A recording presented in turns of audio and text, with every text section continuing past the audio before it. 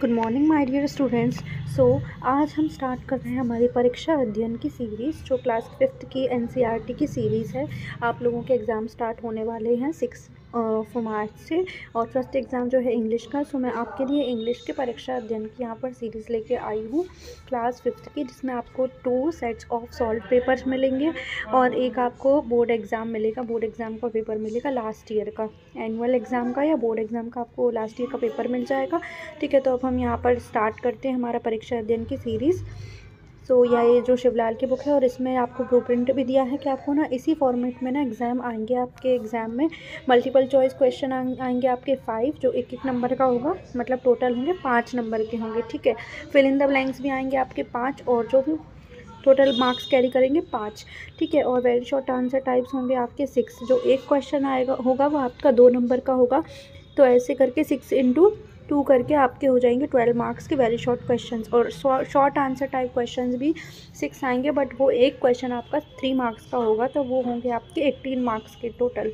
और long answer type questions होंगे, वो होंगे नंबर ऑफ़ क्वेश्चंस आपके 4 होंगे, और मार्क्स उसमें होंगे 5 पर ईच। तो आपके टोटल हो जाएंगे 20 मार्क्स का। ऐसे करके आपके टोटल क्वेश्चंस आएंगे पेपर में 26, और आपका वो टोटल जो मार्क्स होगा वो होगा 60, यानी कि 60 नंबर का आपका एक एग्ज़ाम होगा। ठीक है, इंग्लिश का डिफ़िकल्टी लेवल क्या होगी, इसमें नॉलेज रिमेंबरिंग के आपके 10% होंगे, और अंडरस्टैंडिंग मतलब जो अंडरस्टैंडेबल हैं आपके लिए वैसे क्वेश्चन 50% होंगे, और applying 30%, high order thinking question 10% होंगे।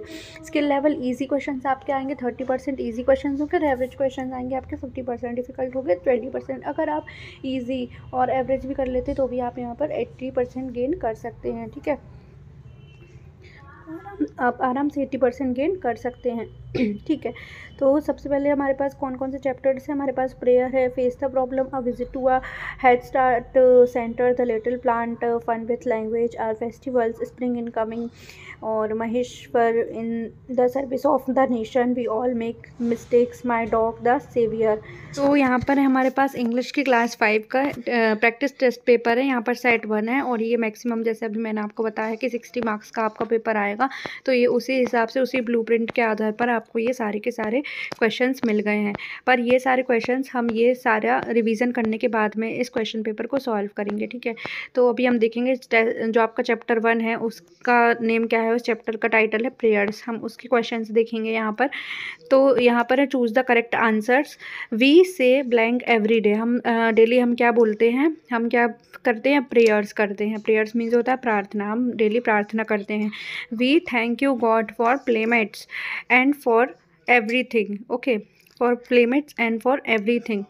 We thank you God for our fathers and our mothers. यहाँ पर लिखा है मदर्स, आपको अलग ही समझ में आ जाना चाहिए कि यहाँ पर आएगा फादर्स आएगा। ठीक है, सिस्टर्स नहीं आ सकता, बर्ड्स नहीं आ सकता है।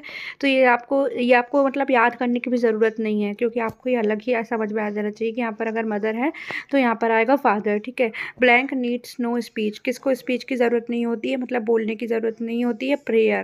Prayer needs no speech. अगर आपको बोलना नहीं भी आता है तब भी आप मन में प्रेयर कर सकते हैं। ठीक है, the plural form of buffalo is. Buffalo की प्लूरल फॉर्म क्या होती है, बफेलोस। ठीक है, बफेलोस। जो बी वाला ऑप्शन है वो हमारा राइट ऑप्शन है। स्पेलिंग भी आप देख लीजिए, स्पेलिंग आपकी कोई मिस्टेक नहीं होनी चाहिए कि क्या स्पेलिंग होती है, BUFFALOES, बफेलो। ठीक है, अब हम देखेंगे फिल इन द ब्लैंक्स। ये भी 5 हैं, एक नंबर के आपके फिल इन द ब्लैंक्स आएंगे 5। तो ऐसे ऐसे करके अगर आप ये सारा ये जो परीक्षा अध्ययन के भी क्वेश्चंस कर लेंगे ना, तो भी आप एग्ज़ाम में अच्छा स्कोर कर सकते हैं। ठीक है, we read books every day. हम क्या पढ़ते हैं, डेली बुक्स पढ़ते हैं। We feed our pets every day. हम अपने पेट्स को डेली खाना खिलाते हैं। Birds have wings to fly. Birds के पास क्या होते हैं, विंग्स होते हैं उड़ने के लिए। और आपको ये ऑप्शंस भी आएंगे, तो आप इसमें ईजिली आप इसमें फिल कर सकते हैं। ऐसा नहीं कि आपके पास कोई ऑप्शंस नहीं आएगा एग्जाम में, आपके पास ना इनके ऑप्शंस दिए होंगे, आपको सिर्फ उसमें देखकर इसमें फिल करना है। God gives us food to eat. भगवान ने हमें खाने के लिए क्या दिया है, food. We thank God for everything. हम भगवान को डेली क्या करते हैं, थैंक यू करते हैं। ठीक है, हमें थैंक यू करना चाहिए। अब यहाँ पर है वेरी शॉर्ट आंसर क्वेश्चंस हैं। ठीक है, अब देखेंगे हम कौन से क्वेश्चन देखेंगे, वेरी शॉर्ट वाले। तो write the plural form of bird. Bird की प्लूरल फॉर्म क्या होती है, बर्ड्स। आपको याद रखना है बर्ड की प्लूरल फॉर्म क्या होती है, बर्ड्स।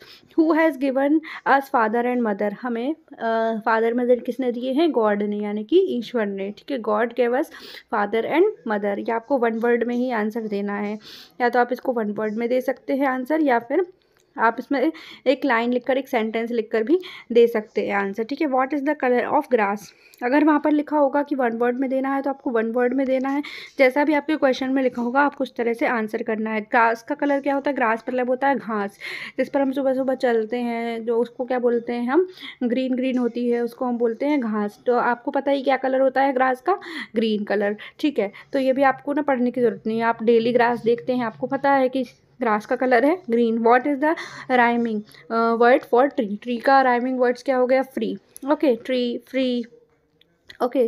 तो ये हो गया इसका rhyming word. What do we do, thank God, हम ईश्वर को धन्यवाद देने के लिए क्या करते हैं, हम क्या करते हैं, प्रे करते हैं, प्रे करके हम थैंक यू बोलते हैं, ठीक है।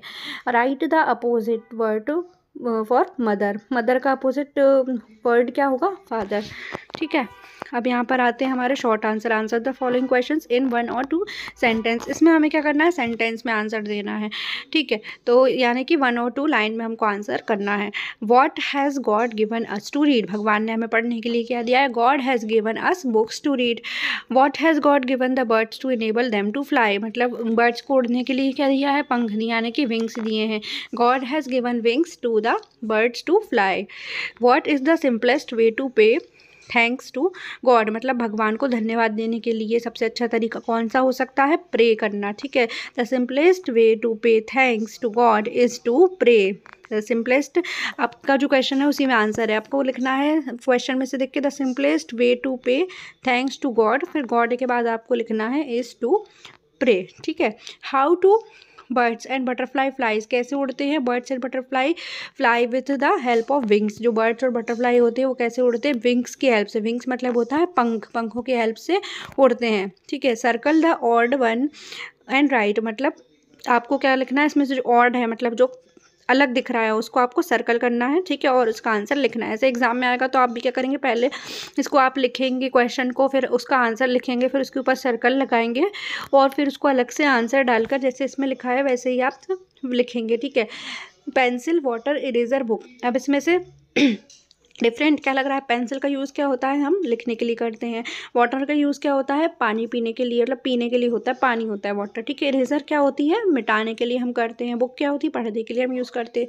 तो जो पेंसिल, इरेजर और बुक है, ये तीनों चीज़ आप देख रहे हो कि हम इसका यूज़ करते हैं हम क्लास में, मतलब हम पढ़ाई के लिए करते हैं। बट जो वाटर है, वाटर का यूज़ पढ़ाई के लिए नहीं होता है, इसलिए वाटर हमारा क्या हो गया, डिफरेंट हो गया, मतलब ऑड हो गया। तो हम इसको करेंगे सर्कल और लिख देंगे आंसर में डाल के वाटर। अब ऐसे ही है ब्रदर, मदर, डांसर और फादर। अब ब्रदर मतलब क्या होता है, भाई, मदर मम्मी, और डांसर कौन होता है, जो डांस करता है, ठीक है, नर्तिका बोलते हैं हम जिसे, वो हो गया डांसर। और फादर मतलब हो गया पापा। अब इसमें से भाई, मम्मी, पापा ये सब कौन है, हमारे रिलेटिव हैं, हमारे घर में रहते हैं। पर डांसर हम किसी को ये थोड़ी ना बोलेंगे कि ही इज़ माई डांसर, बोलेंगे he is my brother, he is my mother, he is my, she is my mother, he is my father, but he is my dancer ये नहीं बोलेंगे। तो डांसर क्या हो गया, हमारा ऑड हो गया, तो हम लिखेंगे डांसर को आंसर करके, ठीक है। Dancer is our answer.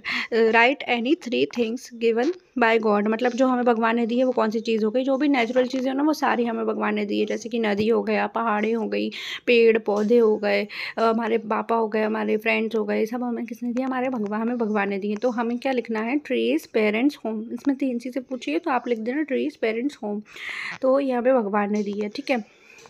आप माउंटेन्स भी लिख सकते हैं, ट्रीज, पेरेंट्स, होम्स। अब है write any 4 sentence about the given picture, यहाँ पर क्या है, हमें 3 to 5 सेंटेंस में आंसर देना है। अभी ये पिक्चर में क्या बताया है, ये बच्चे क्या कर रहे हैं, ये प्रेयर कर रहे हैं गॉड से, तो हमें इसके ही बारे में लिखना है। या तो आप अपनी पोएम लिख सकते हैं, आपकी जो पोएम है आप उसकी 2-3 लाइन्स लर्न कर सकते हैं, और अगर आप नहीं लिखना चाहते हैं तो आप थोड़ा सा इस तरह से आंसर इसमें लिख सकते हैं। The sun is shining brightly, यहाँ पर क्या दिखाया है कि यहाँ पर जो सन है वो ब्राइटली शाइन शाइन कर रहा है, मतलब इसमें सन बताया गया है, तो sun is shining brightly. There is a mango tree. अब इसमें देखिए एक ट्री बताया गया है, आप लिख सकते हैं मैंगो ट्री लिख सकते हैं या लिख सकते हैं there is a tree. Okay, many birds are sitting on a big tree. अब जो ट्री है उसके ऊपर क्या है, बर्ड्स से सिटिंग है, तो आप लिख सकते हैं birds are flying, birds fly भी कर रहे हैं, वो भी लिख सकते हैं, मतलब उड़ रहे हैं, ठीक है। Childrens are praying to God, यहाँ पर 2 चिल्ड्रंस है, तो आप लिख सकते हैं 2 चिल्ड्रन, और या 1 गर्ल और बॉय, गर्ल एंड बॉय ऐसे भी लिख सकते हैं। तो आप अपने मन से, क्योंकि इसमें बोला है कि पिक्चर को देखकर आपको लिखना है, तो आपके मन में जो भी आए आप वैसा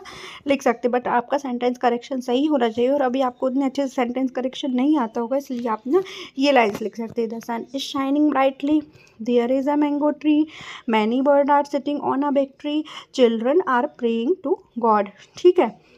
अब ऐसे ही write 5 sentence about the things given by god, जो हमें भगवान ने दी उनके ऊपर हमको 5 सेंटेंस लिखने हैं। तो God has given us trees and birds, भगवान ने हमें क्या दिया है, पेड़ दिए हैं, पक्षी दिए हैं।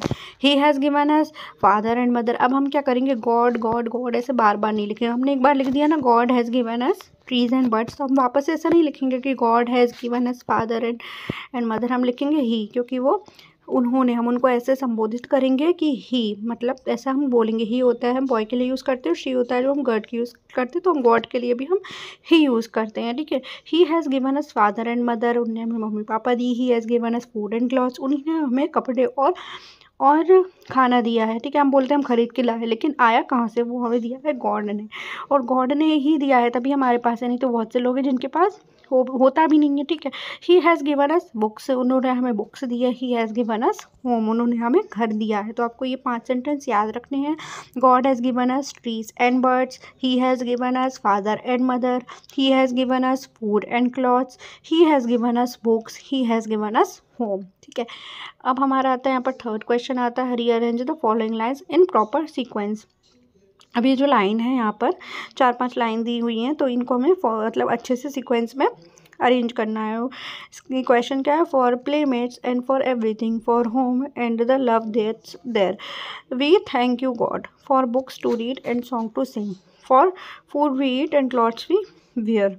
तो हमको ना राइमिंग वर्ड्स देखना है, तो इससे क्या होगा, हमारा इजीली हम इसको करेक्ट कर सकते हैं। अब राइमिंग वर्ड्स हम देखेंगे, यानी कि लास्ट के वर्ड्स एवरीथिंग देयर, ये सेम नहीं लग रहा है, एवरीथिंग सिंग किंग ये हो गए, ये सेम हो गए, तो हम देखेंगे everything and sing, there and wear. तो हम ऐसे करके इसको अरेंज कर देंगे। तो हम सबसे पहले लिखेंगे for home and all the love that's there, for food we eat and clothes we wear, मतलब जो भी हमारे पास घर है वो उन्हीं का, भगवान का ही प्यार है, ठीक है। जो भी हमारे पास क्लॉथ हैं वो भी हमें भगवान ने दिए हैं। For books to read and songs to sing, हमें भगवान ने ये बुक्स दी हैं और सॉन्ग दी हैं गाने के लिए। For playmates and for everything, मतलब हमें उन्होंने दोस्त दिए हैं, और सब चीज़ के लिए हम क्या करते हैं, we thank you God, last में हम लिखेंगे वी थैंक यू गॉड, ठीक है। तो आपको ना ऐसे अरेंज करना है, और आप इसको 2-3 बार पढ़ेंगे ना, तो आपको ये अच्छे से लर्न हो जाएगा कि आपको कौन सी लाइन पहले लिखनी है और कौन सी लाइन बाद में लिखनी है। और आप राइमिंग वर्ड्स देख के भी अरेंज कर सकते हैं, ठीक है, कि देयर के बाद हमेशा वेयर ही आएगा। आप ऐसा नहीं कर सकते कि आप ये लाइन लिख दें for home and all the love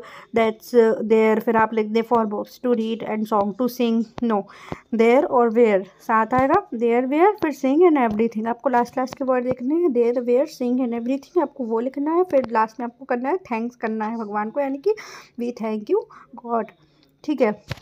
अब ये वाला चैप्टर हमारा ख़त्म हो गया है यहाँ पर। अब हम नेक्स्ट चैप्टर जो है हमारा 2nd chapter face the problem, हम उसको हमारी नेक्स्ट वीडियो में डिस्कस करेंगे। तो अगर आपको ये वीडियो अच्छी लगी हो और आपके ये हेल्पफुल है, तो आप ना इस चैनल को सब्सक्राइब कर दीजिए, और अपने जो भी फ्रेंड्स हैं उन लोगों को भी शेयर कर दीजिए, ताकि उनकी भी हेल्प हो जाए। Okay, thank you so much, stay tuned with this channel and all the best for your exam.